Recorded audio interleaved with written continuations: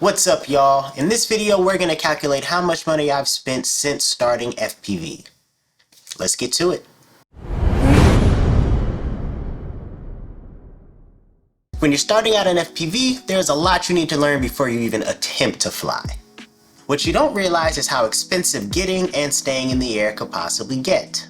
So on a very cold day in November, I decided to ask myself that dreadful question. How much money have I spent on this?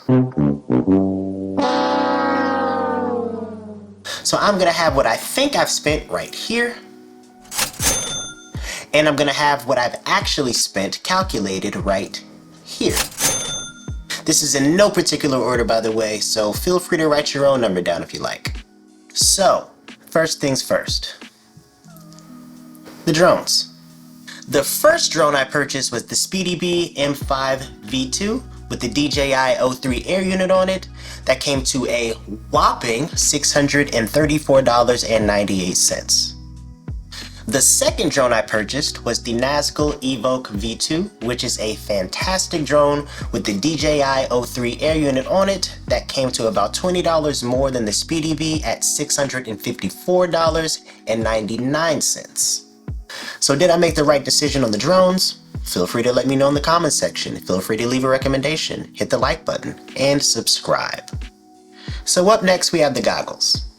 I managed to get these DJI goggles 2 from eBay for the price of $577.04. And they were used. I'd highly recommend you looking into getting a used pair of goggles, whether you're going through eBay or Amazon Refresh.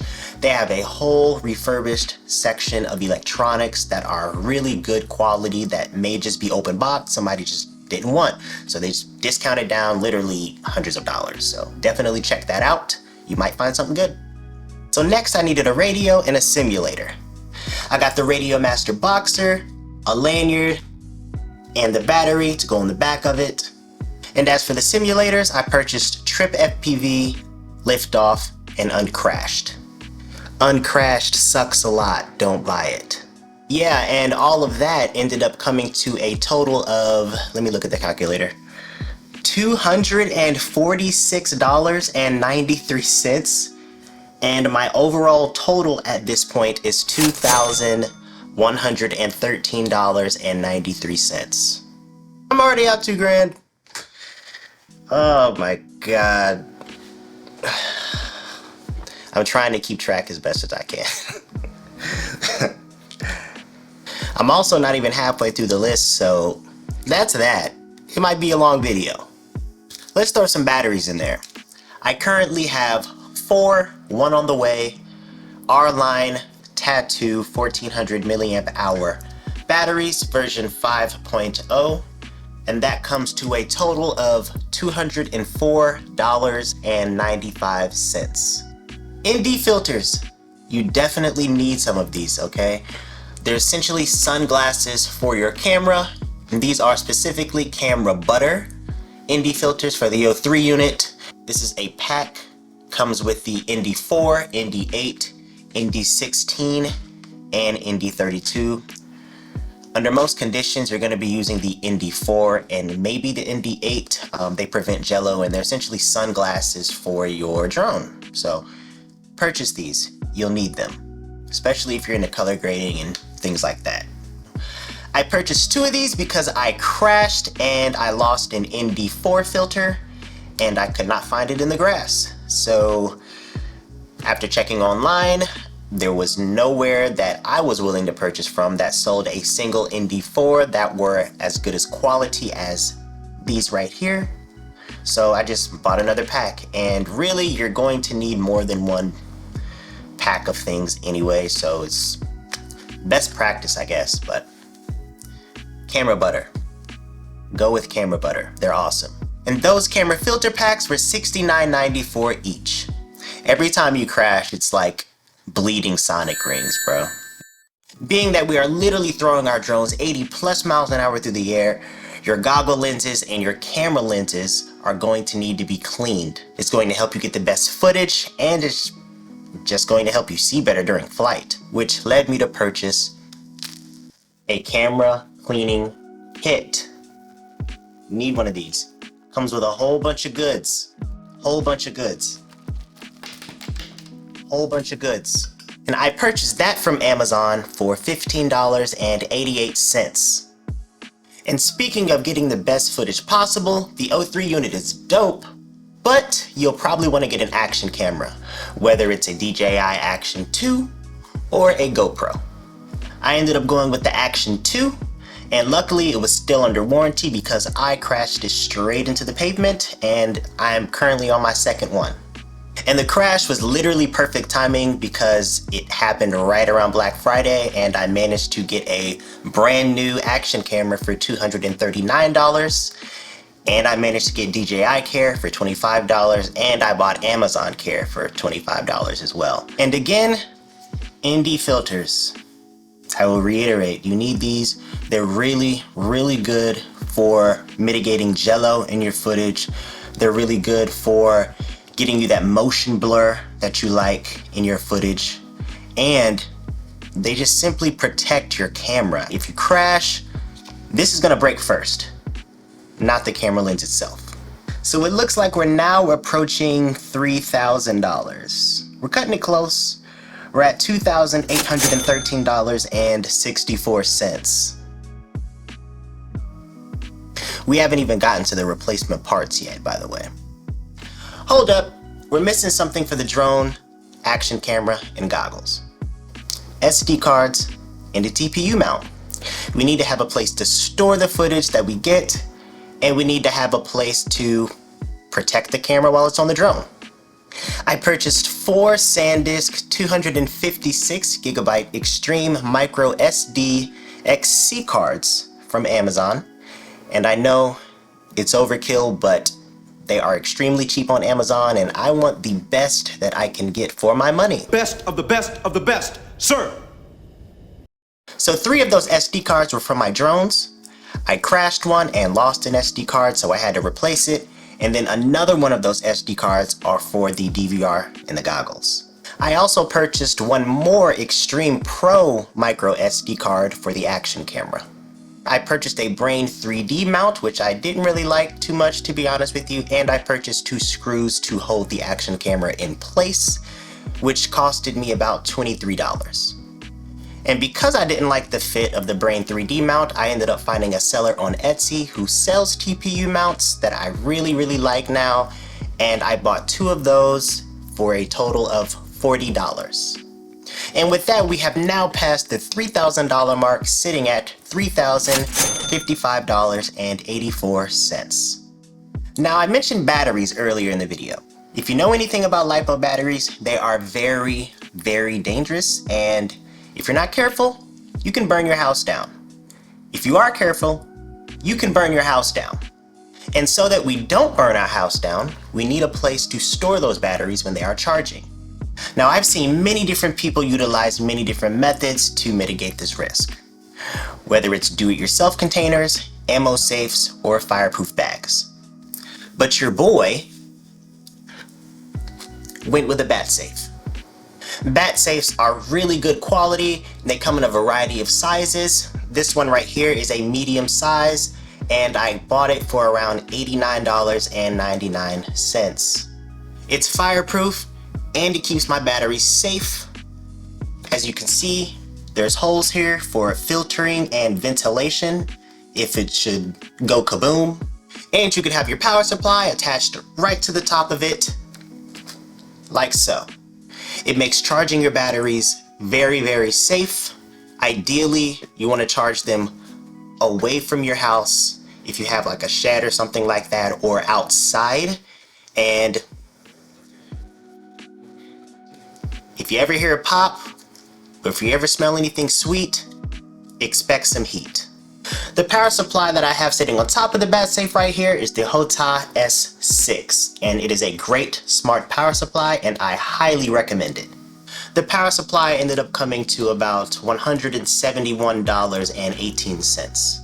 Now, what I didn't realize purchasing the bat safe and the power supply was that in order to actually charge the battery safely, I was going to need some extension cables. So I ended up having to purchase some XT60 extension cables and balance lead extension cables. And if a LiPo battery ever decides to just wake up and choose violence and ruin my life one day, I have a fire extinguisher.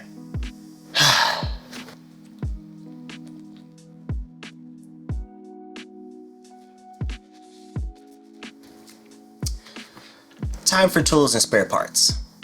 Luckily, a lot of the tools that I needed for the drone I already had laying around: screwdrivers, sockets, bits, what have you. What I didn't have laying around was an Allen screwdriver set. If you're like me and you're going with a pre-built drone, they're going to give you a little tiny L-shaped Allen wrench, and it is absolutely terrible. It is way better to just have a Allen wrench screwdriver set. I'd also recommend purchasing some M5 lock nuts for your propellers. I purchased 2 packs from Amazon, and if you're anything like me and you're a beginner and you didn't know how to properly tighten lock nuts all the way down to the propellers, they're gonna come off mid-flight and you're gonna crash. And if you don't lose the whole propeller itself, you're gonna end up bending some props, more than likely. And when you bend these propellers, could you bend them back? Sure. Is it the best thing to do to bend them back? Absolutely not. So you're gonna need to purchase new propellers. You're gonna need to purchase a lot of propellers. A lot of propellers. No, I mean a lot of propellers. Now, props are very, very cheap. All right, they're probably one of the more cheaper things in this hobby that you could buy. The issue is they get bent so much, you're gonna go through them a lot. And once you get into the hobby further, you're gonna wanna experiment with different props. Whether you wanna do Hurricane from Jim Fan, or whether you wanna do Ethics or anything else, there's a lot of different props out there to try with different pitches, and they do a whole bunch of different things and make the quad fly different, yada, yada, yada.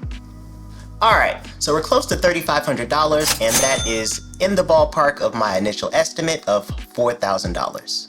We gotta keep going though. So what on the drones did I break that I needed to replace? So as far as the Nazgul Evoke is concerned, I had to replace the flight controller on it because the USB port broke, and it was malfunctioning after I ran it into a tree and sent it about 20 yards under some random stack of bleachers. In that same crash, I also lost a GPS. And I broke an arm. I did end up replacing all of that, and I purchased an extra arm that I actually needed a few weeks later.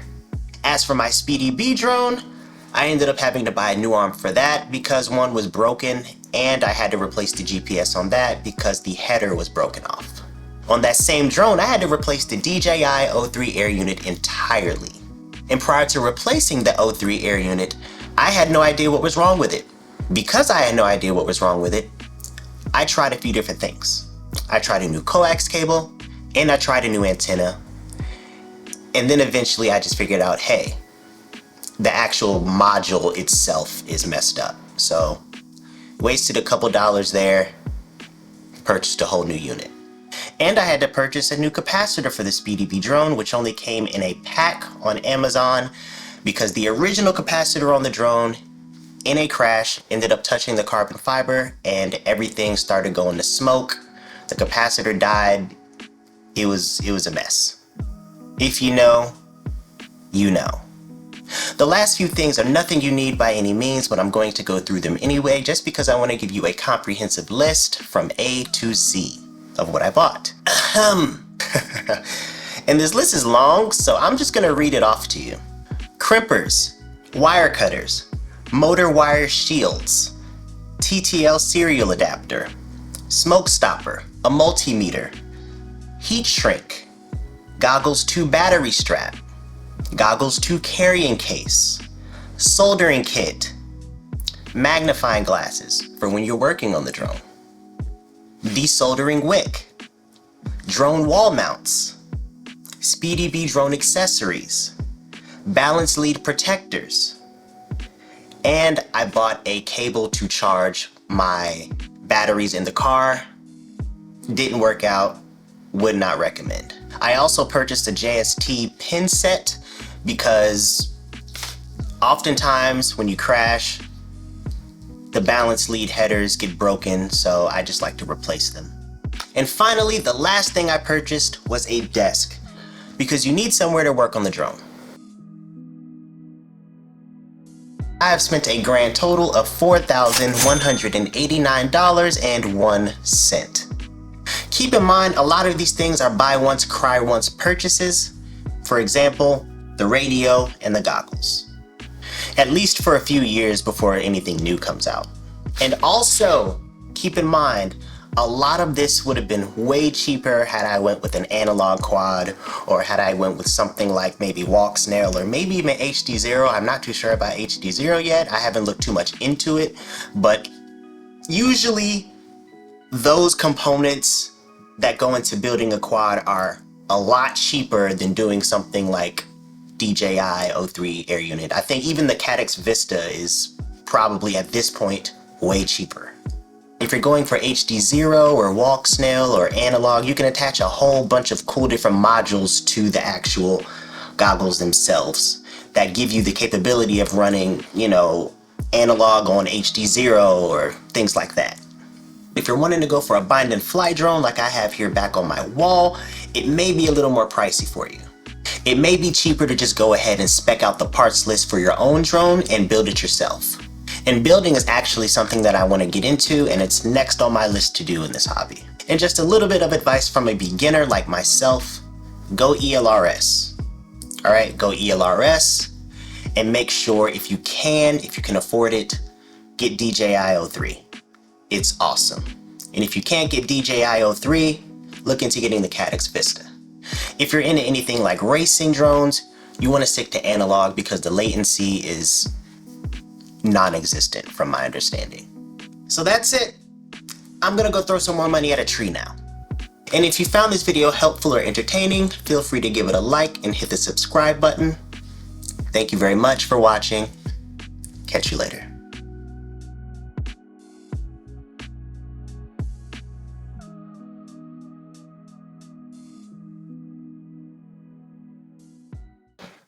Why are you still here? Go fly, weirdo.